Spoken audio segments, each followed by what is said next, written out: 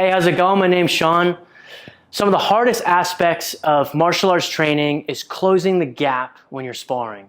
You don't want to rush in too fast because it's an easy way to get hit. You either want to feint or set it up.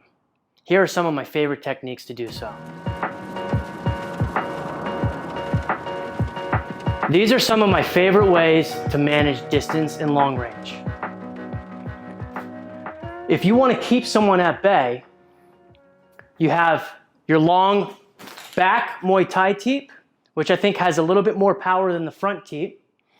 Or I have the front Teep. Another great way is your side kick. The side kick not only will keep someone at bay, it also hurts if it lands. The one thing I love about the side kick as well is it really takes me away from getting punched. With the Muay Thai Teep, it's still a little bit easier for someone to catch it and move forward. With the side kick, you really extend farther. Now, if you want to break the distance and you want to strike, you can take that Muay Thai check and step forward with your leg check, which will close the distance.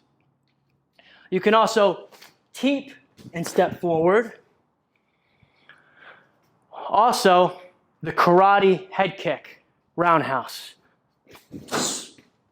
From out here, your opponent feels safe, but you pivot off this front foot and step forward. Now for hands, I love the leaping jab. When I throw that jab, I'm not loading up.